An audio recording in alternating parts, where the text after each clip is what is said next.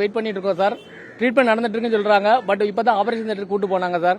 ஆனா பள்ளி நிர்வாகத்திலிருந்து எங்களுக்கு எந்த தரப்புலையும் வந்து பேச்சுவார்த்தை எதுவும் கொடுக்கல, எதுவும் ஆறுதல் கூட சொல்ல வரல. கவர்மெண்ட் சார்பா எந்த ஆபீசரும் எங்களை வந்து பார்க்கல சார். இது வரைக்கும் இவ்வளவு பெரிய நியூஸ் எல்லா தமிழ்நாடு ஃபுல்லா பிளாஷ் ஆயிருக்குன்னு சொல்றாங்க, எங்களுக்கு தெரியாது.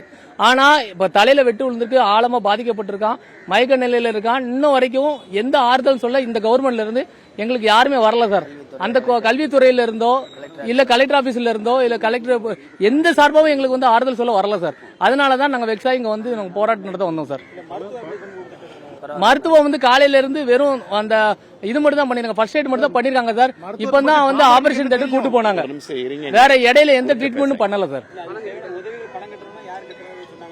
இப்போ வந்து ஒரு நர்ஸ் மட்டும் வந்து பணம் கட்டணும்னு சொல்லிட்டு போயிருக்காங்க. ஒய்ஃப் வந்து யாருக்குன்னு உடம்பு சரியில்லாம இப்ப மறுபடியும் அவங்களுக்கு ட்ரீட்மெண்ட் நடந்துட்டு இருக்குங்க சார்.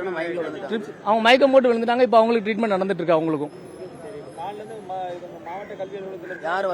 யாருமே வந்து எங்களுக்கு வந்து பார்த்து ஆறுதல் சொல்லல சார். பள்ளி நிர்வாகமே வரல. பிடி சார் தான் வந்திருக்காரு ரோஸ்மேரி ஸ்கூல்ல இருந்து. பாளையங்கோட்டையில எவ்வளவு பெரிய ஸ்கூல் ரோஸ்மேரி ஸ்கூல், அதை நம்பி ஸ்கூலை நம்பி தான் நாங்க அனுப்பணும். அந்த நிர்வாகம் தான் எங்களுக்கு பொறுப்பு. எங்க பையனுக்கு பாதுகாப்பு அவங்க தான் நினைச்சு நாங்க அனுப்பணும். ஆனா பள்ளி நிர்வாகம் எங்களுக்கு பாதுகாப்பு அளிக்கல சார். அந்த பையன் வந்து அருவாலை கொண்டு வந்து மோட்டிவோடு வெட்டியிருக்கானா, அது என்ன காரணம் எங்களுக்கு தெரியணும். அந்த பையன் மேல ஆக்ஷன் எடுக்கணும், அவங்க பேரண்ட்ஸ் மேல ஆக்ஷன் எடுக்கணும் சார். பெற்றோர் சார்பா கண்டிப்பா அவங்களுக்கு ஆக்ஷன் எடுக்கணும். நாங்க கடைசி வரைக்கும் நாங்க நிப்போம் சார். கண்டிப்பா வந்து பின்புலத்தில் யாரும் இருக்காங்க சார். இல்லாம அந்த பையன் வந்து பிளான் பண்ணாமலாம் வரமாட்டான் சார்.